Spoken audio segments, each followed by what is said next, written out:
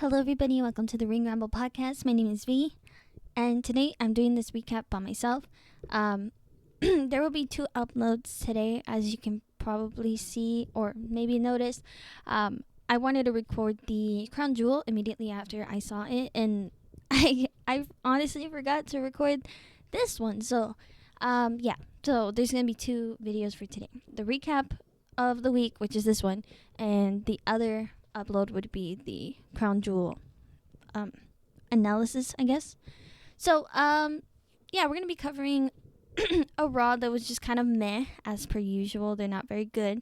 A very cool, very very cool NXT and a good Smackdown, I guess. It was good. Not too bad, but let's just get right into it. Shouldn't be a long video. Alright, we're going to start with Raw, October 28th edition.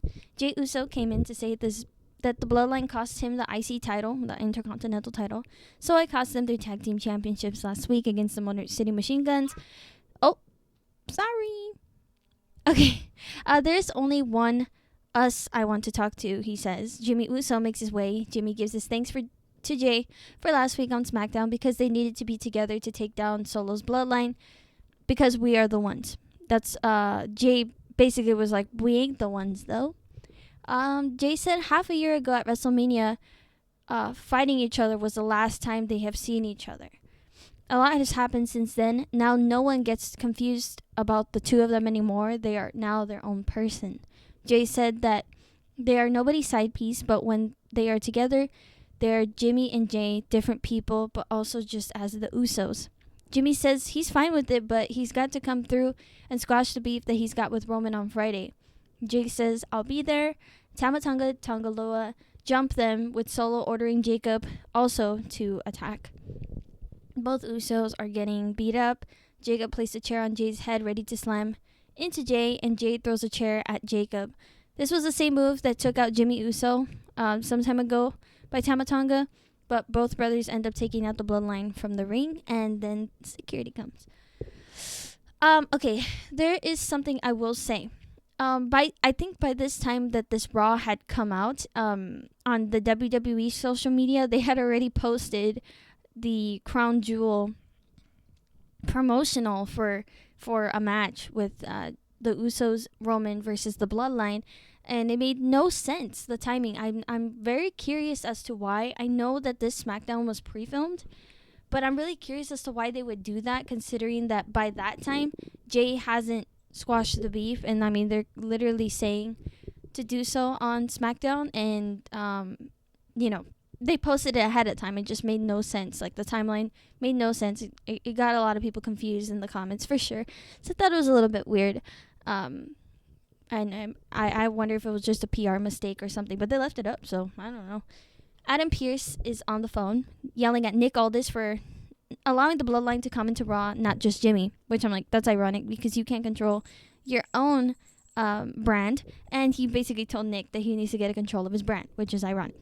And Judgment Day shows up. Dom is told that he will be facing Damian Priest. That's the mystery world heavyweight champion, former world heavyweight champ that he would fight. Which, go figure, I mean, that was pretty obvious. Dominic said, no problem. Finn says no to Dom. No one knows Damian more than him. Dom says he knows, but it doesn't seem like anyone in the Judgment Day believes in him. They say they do, but Finn and JD leave. I don't think even Finn or JD even said anything. I don't know. Ludwig Kaiser versus Sheamus. A lot of back and forth in this match. A lot of slapping. Sheamus lands a knee and a brogue kick and ends up winning the match. Rhea Ripley vignette. She thought a lot about what Raquel had said last week. Rhea said that all that she's done to her and Liv have been deserved.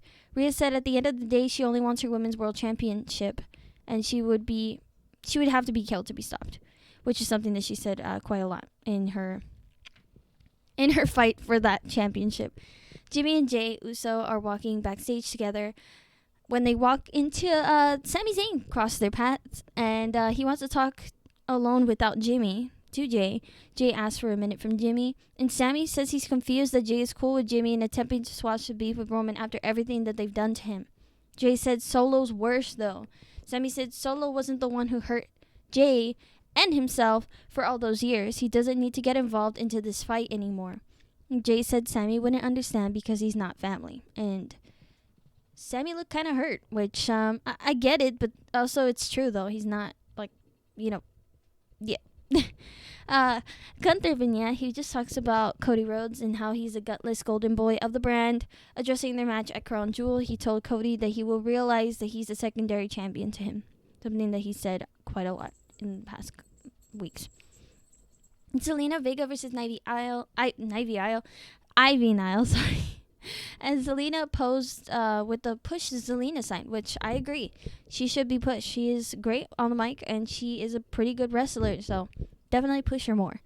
Zelina hit Ivy in the face with a moonsault. It was very nasty. And Ivy did a swinging Uranagi and ended up winning the match, surprisingly. Jay told Jimmy backstage that Sammy isn't family. Jimmy said... Oh, wait. Jay told Jimmy that Sammy isn't family? Oh, yeah. And Jimmy confirmed that Sammy isn't.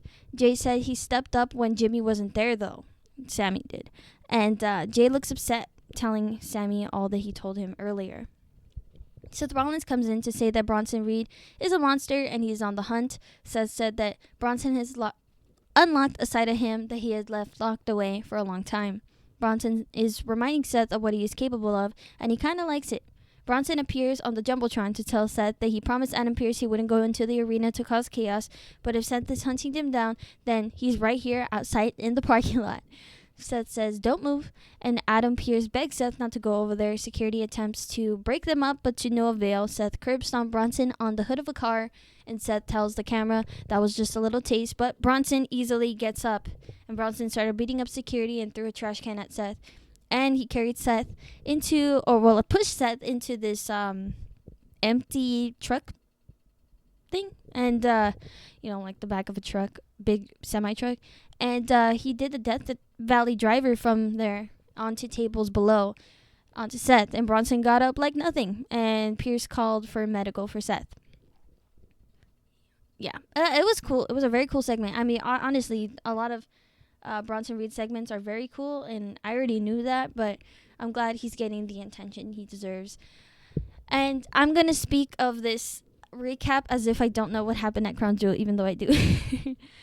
Backstage, R-Truth dabs up Alpha Academy. He said that they look better without Chad. Miz comes to apologize to Truth, and that they should be family and the tag team champions again.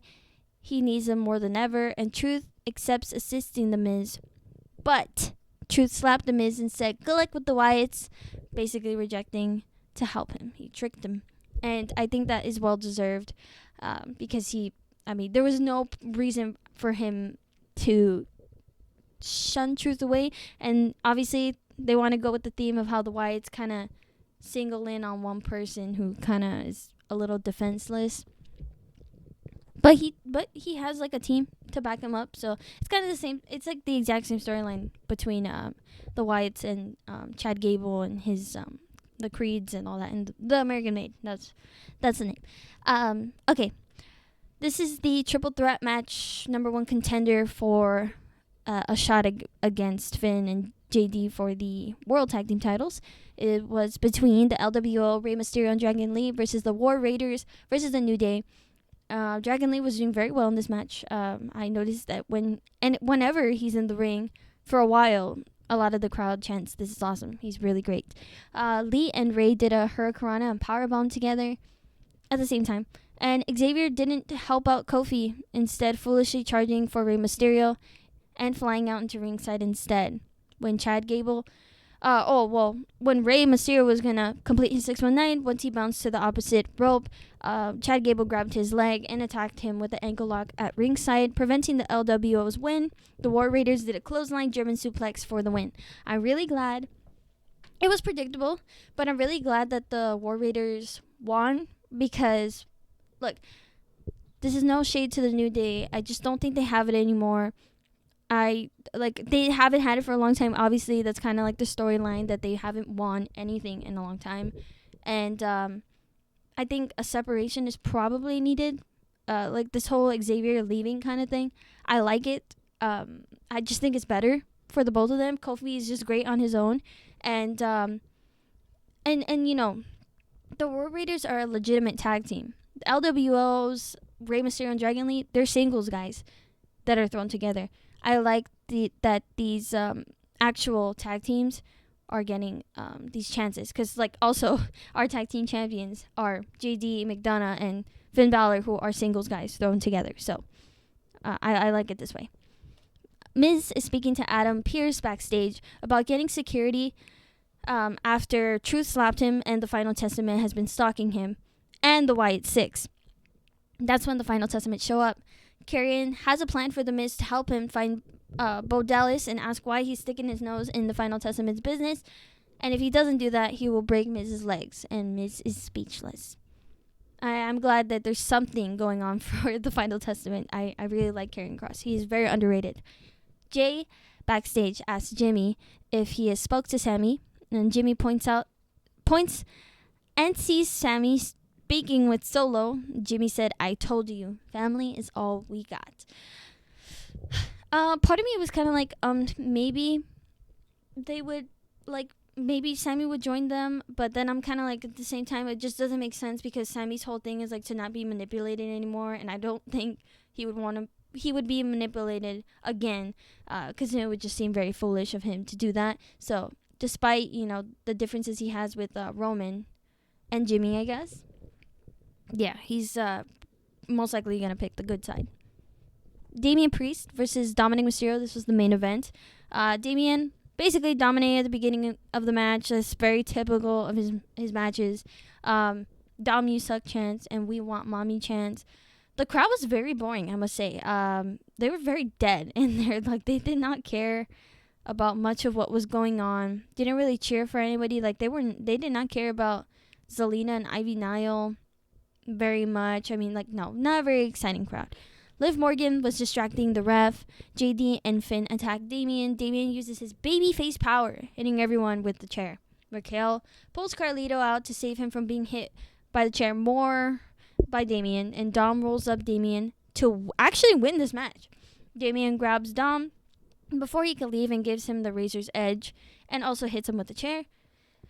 And the crowd does not care very much. No excitement whatsoever. But also, I'm kind of like, I think to myself, why would they be excited? Because this is kind of the same thing we see all the time. If you heard how bored I was sounding in the beginning of talking about this match, it's because Damian Priest does the same exact thing all the time. He needs a change. And I do hear that they are planning on doing a change for him. I did not read it, though. I should have. But he needs it. He desperately needs it. It's very boring. He does the same thing. I can't take him seriously as a babyface. Like, it's just really hard to see Dominic, who is a great wrestler, aside from his persona or however much you want to hate on him, he's great at doing that too. But he is a great wrestler, and I think he needs to be taken more seriously. And this whole storyline with Damian Priest is just not proving that. I don't like that this new Judgment Day, I guess, are not taken seriously. I mean, they just get beat up like nothing. I mean, Liv Morgan, their top champ, I guess, in that whole group, is unable to win without any interference. I mean, like, it's just really stupid. I get it. They want to make them seem like they're just fraud champions and that their arrogance comes from absolutely, like, it's not deserved. I get it. But also at the same time, not everything has to be a gimmick. And not every bad guy has to lose, Triple H. Triple H, you were an infamous heel. I'm very surprised that heels don't get taken as seriously now. Even though, like, I will say, obviously, there are two heel female champions, like in Nia Jax and Liv Morgan. However, I'd argue that Nia Jax I can take more seriously. Liv Morgan, I mean, like I said, she cheats her matches. I want a legitimate fighter, heel champion, or someone that just does the heel persona very well. I mean, like, that's just as simple as that. Well, continuing on, the ref gives up on like helping Dominic and allows Damian to attack him. Carlito tries to save Dom, but Damian gives the Salt of Heaven. No one was cheering. Again, people were pretty damn bored. As for matches, it seems that there's only one for next week's Raw, and that would be a Fatal 4-Way number 1 contenders match between Sheamus, Seth Rollins, Damian Priest, and Dominic Mysterio. Kind of cringe and strange that Damian just gets in there, but okay, it is what it is. Okay, let's move on. Okay. All right, NXT October 29th edition. The night started out with the match, Tatum Paxley versus Wendy Chu casket match. Tatum dressed as Alice and Wendy as Sally. Wendy did a Death Valley driver to Tatum into a dollhouse in the ring corner. When Wendy got Tatum in a casket, but her pillow held the door open a tad, not counting a win. Wendy poured out Legos from her pillow. I'm pretty sure it was Wendy. Tatum falling back first onto the Legos. Both Tatum and Wendy fell into the casket with it closed. Tatum sprayed fire extinguisher at Wendy's face, causing Wendy to fall into an empty bed with a mattress underneath. Tatum places Wendy in a casket and closes it to win.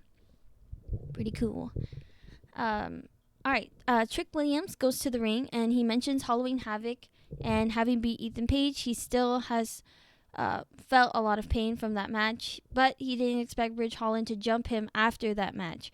Trick introduces Bubba Ray Dudley, and Trick gives his thanks to Bubba for having his back against Ridge. Bubba said he was doing the right thing. He said Ridge showed an immense disrespect for him and everyone around. But Bubba was wondering if anyone could save Trick in that moment. While he was being jumped, no one was willing to save him, and that's because he's the NXT champion. I mean, like, everybody's out to get him, basically. And Bubba gives advice to Trick to have eyes in the back of his head. Trick wants revenge on Ethan and Ridge, and Trick asks for a tag match and for Bubba to be his partner. Bubba likes the idea. He hypes up the idea. But he says it's not about me, it's about you, Trick. And he doesn't want to take that opportunity away from an NXT wrestler. Which I respect, honestly. Ava, the GM, is backstage watching the speech. Suddenly, Ron Van Dam shows up and speaks about Bubba. Ava's happy to have RVD for their next show in the ECW arena, which will take place this coming Wednesday. And Kalani comes up to Ava to complain to Ava about, the fatal influence and the loss that she had at Halloween Havoc. Nikita Lyons shows up to tell Kalani to accept that she lost. Nikita is going to seize any opportunity she gets, insinuating that she would have a match against Fallon in the near future. Sean Spears is backstage with Brooke Jensen. They discuss a plan. Passing by the D'Angelos, Luca Crucifino runs to Tony to play this voicemail. A man in the audio was threatening him for not handling business properly regarding the North American title. Tony says he knows who it is, I guess, and he will handle it on Wednesday. I have no idea who that could be. I'm going to be very honest. I have no idea. All right. Charlie Dempsey, accompanied by the No Quarter Catch Crew, versus Lexis King, accompanied by William Regal. If you don't know, Charlie Dempsey's father is William Regal, and this is the Heritage Cup match. Charlie Dempsey won the first fall using a butterfly suplex. Lexis King fell onto ringside, hurting his leg and holding it in pain. He was walking backstage with medical towards backstage, but he didn't quite make it there as he triumphed after a commercial break. And he's good at pretending he's hurt. Or is he actually hurt? I'm not really sure. He's really good at doing it. And William Regal gave brass knuckles to Lexis, but he refuses them, claiming, "I am not my father." And for those who don't know, Lexis King's father is Brian Pillman. Okay. All right. William Regal. Wait. Where is it at? Oh. Okay. Immediately after he refuses the brass knuckles, he gets hit with a butterfly. A really nice German suplex by Charlie Dempsey, and Charlie Dempsey retains the Heritage Cup title. Backstage. Oh no. This is a match, and I'm very excited about this match.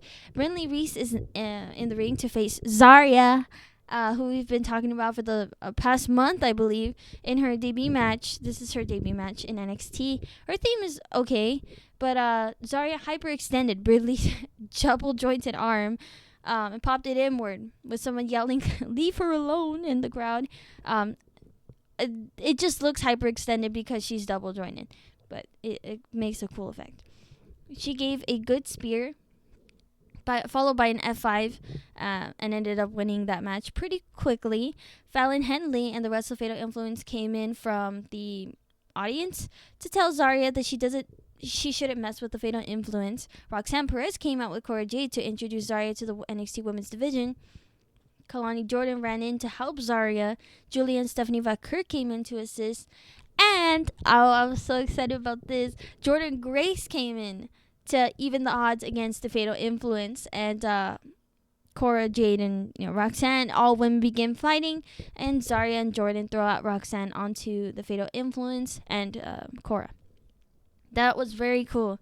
Like, this is the best women's division, in my opinion. This NXT women's division is great. I love it. It's the best thing since, Black and Gold NXT with, Asuka, Ember Moon, Sasha, like the old OG NXT crowd. Very cool. Nikita Lyons versus Kalani Jordan. Nikita dressed up like a pirate, I believe, and Kalani's dressed up like Gwen Stacy from the Spider-Verse. Crowd was cheering on Nikita quite a lot, but Adriana Rizzo showed up to take her hoops off, distracting Nikita, who missed her finisher. Kalani does her moonsault and ends up winning this match. This match was not that fast, but, that was the important part. And Adriana Rizzo jumps Nikita after the match. Kalani stops him from fighting, but Adriana explains to her she was attacked by Nikita, and Kalani was like, oh, okay, go ahead. And Adriana suicide dives onto Nikita with security coming in to separate the two of them. Ethan Page comes to the ring, addressing the NXT universe that he is not done with the NXT championship. Rich Holland also comes in to say that everyone is sick of Ethan. And Ethan has had many opportunities for that title, but he still loses, which is true. And he also asserts that he will take the title off of Trick. Rich says that Bubba was smart to reject Trick's offer for a tag match. But Bubba Ray ends up coming in back into the ring to tell Ridge that it's time that they had a talk. Bubba says that he's learned a lot about Ridge in a short amount of time. He knows that Ridge is a super athlete, basically. Bubba doesn't appreciate being disrespected, though, and he asks Ridge, do you know who I am? I'm one half of the greatest tag teams of all time. More championships than Rich has ever had championship opportunities. He tells Ethan Page he also just doesn't deserve anything at all. And Bubba gets in Ridge's face, telling him that he should do better to earn a shot. Ridge says that Bubba is just a radio host now, so he should go back to his studio and complain as he usually does. Bubba ends up attacking Ridge, Ethan attacking Bubba. And Trick Williams comes to Bubba's aid. Bubba announces to himself that Ethan and Ridge that he will face Trick. All over the place. Bubba announces to Ethan and Ridge next Wednesday in the ECW arena they will be facing Trick and himself. So interesting. He's actually having a match at his age, which is crazy. But I wonder how that's gonna go. Backstage, this is the best part of the night, honestly. Backstage, Stephanie Vaquer asks for Roxanne next Wednesday.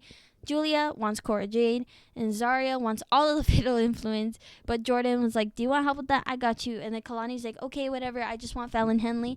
And Rhea Ripley arrives, excited to see the match next Wednesday. Oh my god. I mean, dude, seeing Rhea next to Zarya and Jordan Grace in the same room, I mean, dream come true. And obviously, the same goes for Stephanie and Julia. Kalani, she's good. I just don't think she's on that level with these girls. So, yeah, oh my god, it was very cool to see this. But, okay. In another kind of segment, Mr. Stone and the rest of the top executive people in NXT are watching backstage of like, something. I'm not quite sure what it was. I don't remember. And, they see security run past them, and they chase after them, and they see Raquel and Liv Morgan pass by with bats. Maria is laying unconscious in the parking lot, bleeding a whole bunch. I will talk more about this part later on in the side notes portion. The main event of this night, which is also my favorite match of this week, but it's going to sound like a broken record because it's always Axiom and Nathan Frazier for me. But it's so true. Like, they always put on a good match. And I will say that Javon Evans and Cedric Alexander did a great job in this match, too. I mean, it was pretty much an even playing field for the most part, except for something that happened in the end, which I'll get to. So it's Axiom and Nathan Frazier versus Javon Evans and Cedric Alexander for the NXT Tag Team titles. Javon begins countering. Oh. Wait, what did I put here? Oh, I made a typo. Well, Nathan was getting very angry throughout this match because of Javon. And Javon and Cedric are doing very great against them, as I said. Good chemistry between both teams. Nathan gets mad at Axiom for, I'm not quite sure what. I should have put more context. Javon did a great kick to Nathan, and he's basically flying around. I mean, like they say, he's bouncy. It's true. The crowd is incredibly hyped. Axiom slams into Nathan by accident. When Javon kicked them, Nathan technically DDT'd Axiom as a result. It's very hard to explain. You would have to see it. Both Javon and Cedric powerbomb Axiom. Javon did a cool bounce off the rope into his cutter. Axiom gave a Canadian destroyer to Javon. And Spanish Flying Phoenix Splash combo, but Javon gives a cutter to Axiom, and all men are down. Wesley comes in with a chair, and Javon suicide dives on him, and they begin fighting. And they just transition going backstage to fighting. And Cedric Alexander's alone, unfortunately. Cedric was actually doing some pretty cool stuff by himself. And Nathan and Axiom delivered the Golden Ratio Brainbuster combo to retain the tag team titles. After this, Wesley and Javon are seen backstage fighting. Ava Raine yells at them, with Rob Van Dam coming in to say that he knows what he wants to do next week and see you all in Philly. That's what he said. So, I'm so hyped to see that. It's been a while since we've seen Rob Van Dam. I think the last time we saw him was at the draft. He wasn't fighting. I don't think he's fighting in this one. I'm 100% sure he's just going to be a special guest referee, but still cool nonetheless. Okay, so that was the end of that NXT and the matches for next week on the Wednesday special 2300 arena, ECW arena show. There will be a hardcore match between Lola Vice and Jada Parker with special guest referee Dawn Marie from ECW. And Bubba Ray, Dudley, and Trick Williams team up against Ethan Page and Rich Holland.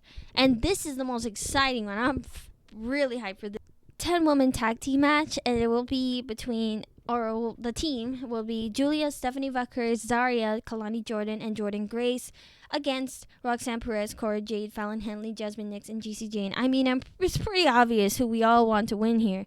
Obviously, Julia, Stephanie Vaquer, Zaria, Kalani Jordan, and Jordan Grace. I mean, that's just an amazing team. And I feel bad for Roxanne Perez because she's great. And, I'm not going to say anything about the rest of them. Fallon Henley's good, but the rest of them, I don't know. That's just my opinion. And obviously, Rob Van Dam will show up for that potential match between Wes and Javon, maybe. They haven't announced it yet, but that's what it seems like where it's going. Anyways, all right. Smackdown November 1st edition. This is, right before Crown Jewel. This was a pre-film episode, like I said. Nia Jax appears in the ring. She talks about how badly she wants the Crown Jewel Championship. Last time she was in Saudi, she wanted to become Queen of the Ring, and she did. Last time she was in SummerSlam, she wanted to become WWE Women's Champion, and she did. Anyone who gets in her way will be annihilated, which will happen to Liv Morgan, claiming that Liv will be crying with her disgusting little, referring to Dominic Mysterio, gets cut off by Liv Morgan, Raquel, and Dominic.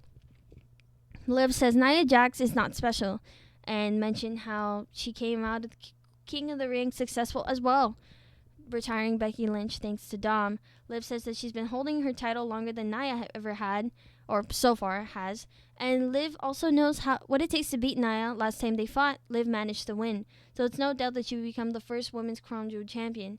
Tiffany makes her way to the ring. Tiffany claims there will be Tiffy time when she catches in on Liv to become the women's world champion. Nia Jax is happy, but Tiffany says, Nia, don't get too comfy.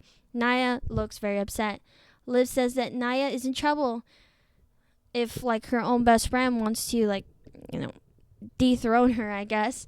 And she'll have to be looking out for that, too. Tiffany says at Crown Jewel, she's taking one of their titles. But she has a question for Liv. If she takes her title, does that mean she gets Dominic, too? Claiming she could use a little dirty in her life. Liv responds that Tiffany has enough dirty in her life, and Tiffany gets mad and attacks her, yelling to Liv, "You are nothing without him," referring to Dominic, which is true. This is exactly the problem I feel like I have with her. All right, this transition into Liv Morgan versus Tiffany Stratton. Liv was being affectionate with Dom while she pushes Tiffany around. Tiffany powerbombs Liv. Nice code breaker by Liv. Liv started arguing with Nia at ringside. Nia distracted the ref for Tiffany to try and use her briefcase to hit Liv, but Liv rolled up Tiffany and actually ended up winning this match. Liv attacks Nia and Tiffany with the briefcase. Nia starts attacking Dom, Liv, and Raquel with the briefcase, and Nia gave Liv the Annihilator. She did not hold back. That looked very painful. And you could see Liv like breathing, trying to like control her breathing so she can actually like breathe. All right. A video of Kevin Owens in his car. Yet again, Kevin is addressing Randy Orton, claiming he doesn't want to fight him as he has always looked up to him. He does not understand why he is making this match happen, why Randy wants this match. And Kevin mentions he will hurt Randy as Randy has hurt him. All right. Second match of the night.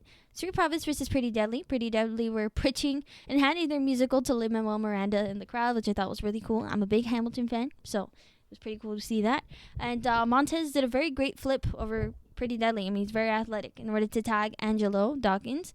Pretty Deadly, again, did that really weird codebreaker combo where they bump like off each other's back. It's kind of weird, but it's funny, and it matches them. Nasty elbow by Kit Wilson onto Angelo. He like legitimately hit him. But now this was interesting. B-Fab, who doesn't really do much like as a manager, she actually power slammed Elton Prince on ringside. And it was very impressive, and I was really glad to see that. And Street Profits did their blockbuster finish and ended up winning this match awfully quick. Nia and Tiffany are backstage. Nia says that she's confused by Tiffany saying she would cash in on either her or Liv. Tiffany said it was her plan to make Liv think that she was also cashing in on Nia. And Bayley and Naomi show up. Nia asked if they got an issue, and Naomi says to keep that title warm for her. Naomi and Bayley versus Indy Hartwell and Candice LeRae. Naomi and Bayley end up winning. It was a meh match, honestly, and I wasn't really paying attention. So, yeah. But we'll talk about Indy Hartwell later in the side notes portion, as I'm sure much of us know what is going on with her currently. Well, let's move on. Roman Reigns makes his way to the ring with Jimmy at his side. It seems as though the crown jewel match between the old bloodline and new bloodline will be a 6-man match with Tongaloa excluded from the match. Anyways, Jimmy said that Roman is his tribal chief, but they are, even though they're stronger together, they aren't strong much at all as a team. Jimmy tells Roman that he needs to drop the beef that he has with Jay. If they don't get Jay and become strong tomorrow for Crown Jewel, they will lose to Solo's bloodline. And Jey Uso arrives, the crowd singing Jay's theme even after it concluded. Very hype, which is surprising. And Jay told Roman and Jimmy that this match tomorrow is to get back at Solo for messing with the family and costing him the Intercontinental title, but it's not fixed between the three of them. Jay says it's taking a lot inside of him to stand near Roman, as he is unable to forget what Roman has done to him, mentally, physically, and emotionally.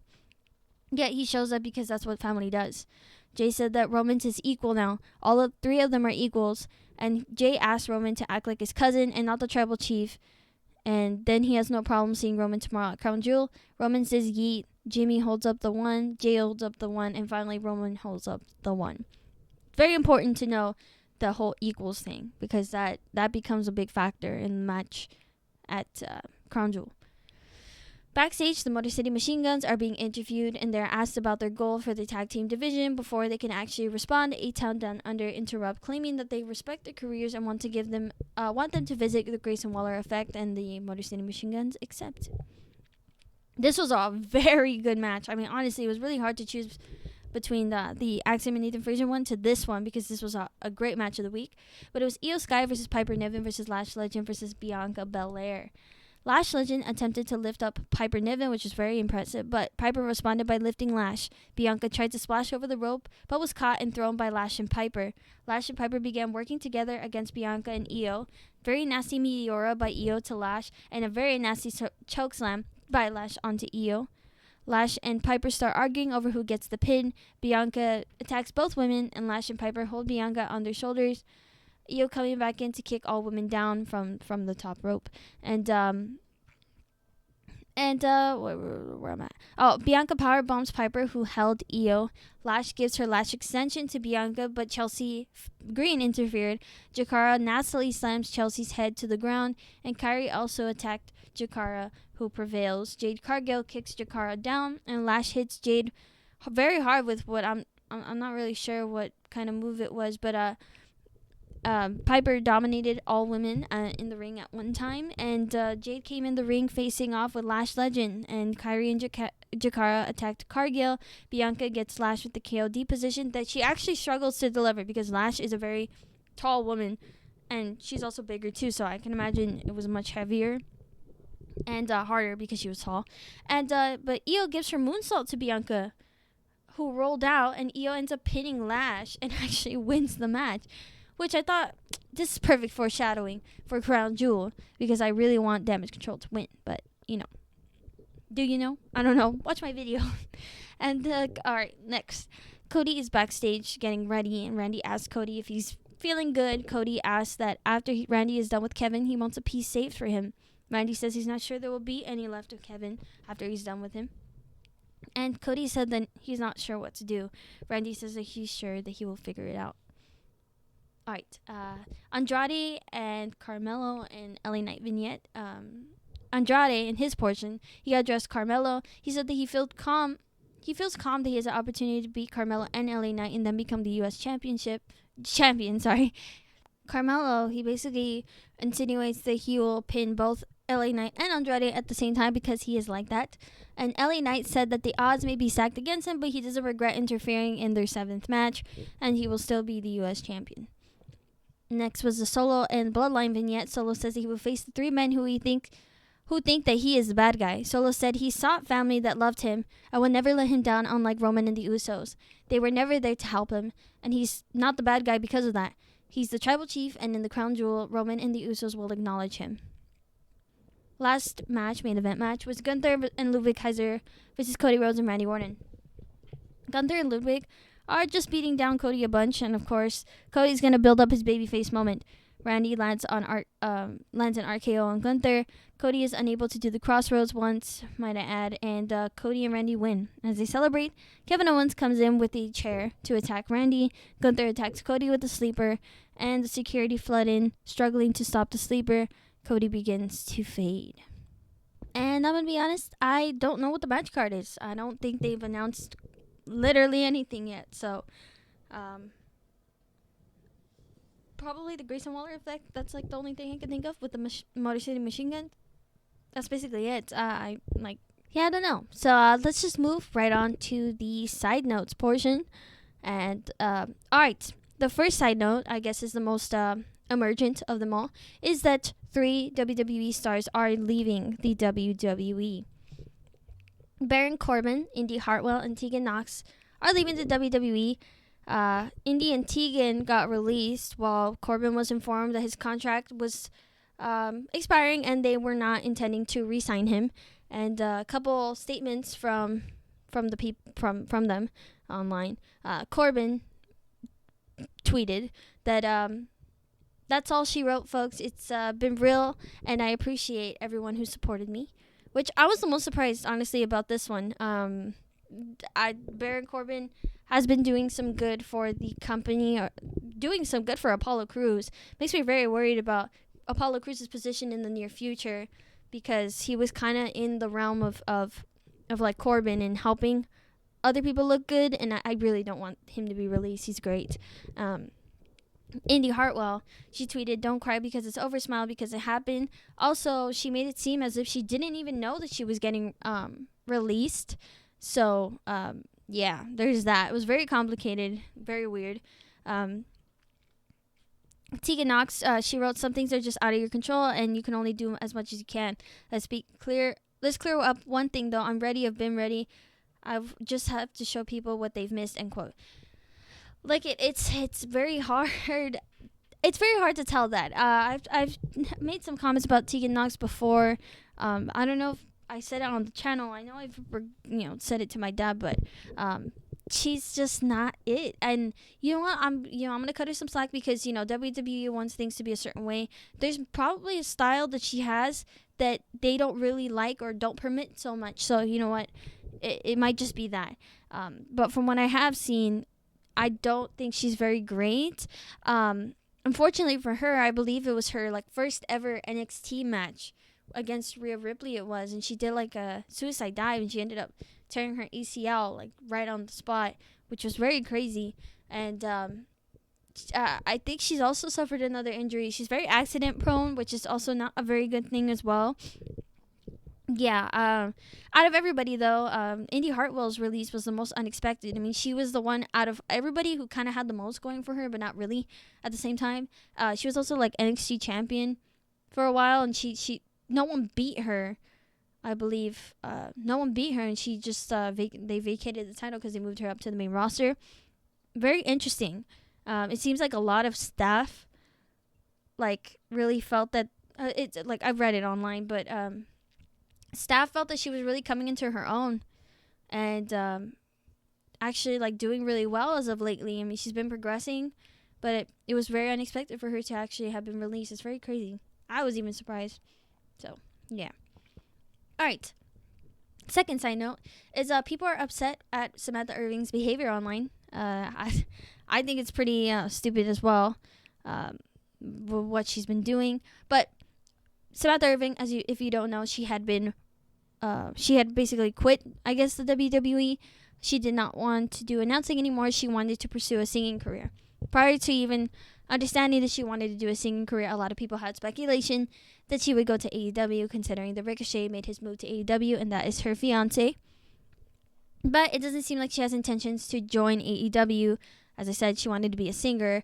But she's kind of rubbed a little bit of salt in the wound. A lot of people were upset that she was leaving, not in an angry way, but more like an emotional, sad way, because she did also kind of reinvent how announcing went. But she tweeted to, like, I guess, clear up the speculation, saying that, quote, "I don't like announcing.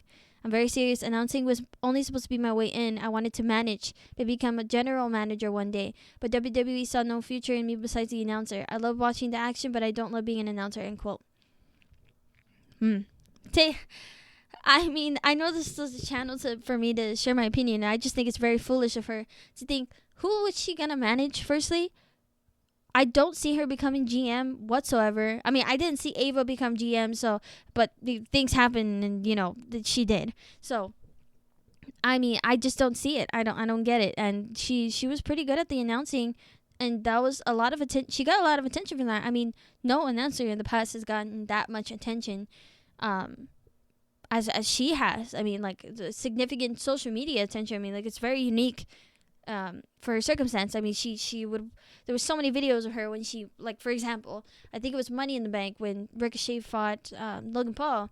She was forced to say Logan Paul's name as the winner, and it was like this very emotional moment that became very viral online when they recorded her reaction. I mean, like, that's not something that you see other announcers experience. That was kind of weird. But Irvin also mentioned, quote, "They wanted Ricochet to stay in the big leagues. I don't know why everyone's pretending he was always in great positions at WWE. My husband is a millionaire, so yes, I don't have to do a job I don't like anymore," end quote. I mean, look, Ricochet, I mean, he was a great wrestler. I would agree with her to some degree that he wasn't given the opportunities that he legitimately deserved, but he also was given good opportunities as well. I mean, for someone of his size, without having a cruiserweight division, it was very impressive for him to do the stuff that he did. And like, same goes for her. Like, she was getting the attention that she wanted. But I can also agree, and I can also see why, her husband is a millionaire now. I mean, he literally makes so much money. I mean, money that he's actually worth, I would argue. It's a very debatable thing, but I do think that Ricochet is worth millions of dollars. He's a very experienced wrestler. I mean, yeah. I mean, it's like you could just look at any piece of his work, and he's amazing at what he does.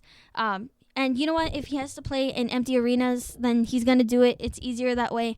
Then, yeah, I get it. But at the same time, I'm kind of like, you don't have to be replying to everybody, which is actually the point I'm trying to make here, was that a lot of wrestlers are they're not allowed to respond to fans. And Jade Cargill was an example of somebody who had gotten in trouble because of replying to a fan. And you're not supposed to do it. So Samantha Irving said, "I'm so glad I don't have a boss anymore, so I can say this. Shut the fuck up. Feels great." It's very petty. It's very childish. It's kind of like, it gives me kind of like a sheltered child finally getting to say a bad word kind of thing. Like, it's very kiddish. I don't know. That's just me. But I do understand why she has the perspectives that she does. I just think that she has a very, forgive me, I don't have better words to say, but a very bitchy way to show it. That's that's the best I can explain that. Moving on, though. Rhea Ripley had been injured in that spot that I had previously talked about, where she was bleeding profusely due to being hit with bats by Raquel Rodriguez and Liv Morgan. Originally, she was supposed to have a match with Raquel Rodriguez at the Crown Jewel, but given this injury, it was not going to happen.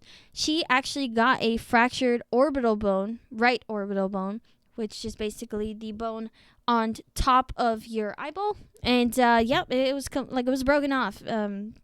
It's not good, and it seems as though she's not going to be on the pay-per-view. Obviously, she wasn't on the pay-per-view, and she's going to be out for a while, it seems. So, yeah. And it seems as though it's that women's match, the Fatal 4-Way between Jade Cargill, Bianca Belair, Piper Niven, Chelsea Green, Damage Control, and Jakara and Lash, was actually a cover-up for that match because it wasn't going to happen. So, yeah. Moving on.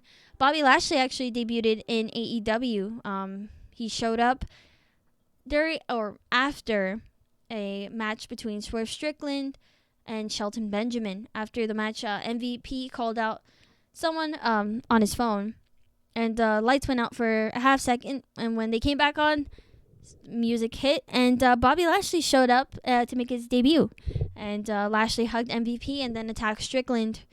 Bobby took out Swerve with a Hurt Lock, and they beat up security as well. MVP at the end of the night said, "Guess who's back in business?" Seems like the Hurt Business is back, which is awesome. Even though I don't watch AEW, I'm very excited to see them back together. They were a very great, stable team, faction, whatever you want to call it. It was great. So I'm really glad to see that. And our last little news thing. This is actually not any news I've seen, but I did look on social media, and during the kickoff for the Crown Jewel, the fans were chanting WrestleMania over there, and let's just say that a lot of people in the comments were not happy about that. I'm not very happy about that, but I said I was just gonna pretend as though I didn't see the Crown Jewel while making this recap, but you know what? Forget that. And the crowd in previous Crown Jewels just not a very well liked pay-per-view. A lot of it has to do with the crowd. I also agree the crowd was just not that great, and they get a lot of pretty good matches but never satisfying endings. I just don't know why that's very consistent with that pay-per-view. But they want a WrestleMania, and a lot of people were like, absolutely not.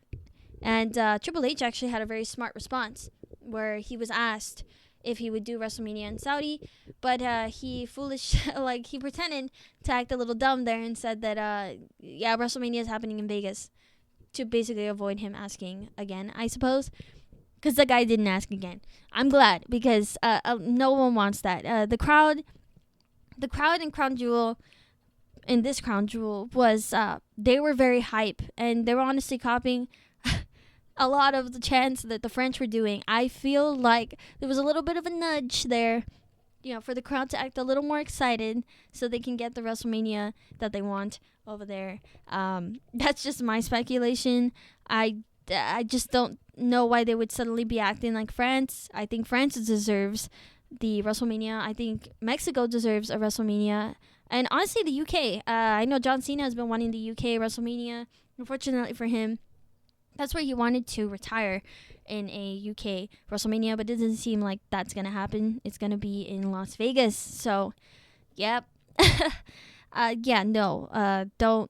do a Saudi WrestleMania, please. It's just not it's nothing with it's not political at all. It's just, well, it is political because, there's money ties, but it's just not, the crowd's just not that good. It's just not that good. It's not favored by anybody. I mean, when this Crown Jewel Championship was first announced, nobody cared. Nobody wanted it to happen. Actually, people booed in the crowd when they heard that. Nobody likes the Crown Jewel. I mean, if you like the Crown Jewel, let me know. But no. So that's it for this week. Let me know what you guys thought about this week's shows, what you guys thought about the Crown Jewel.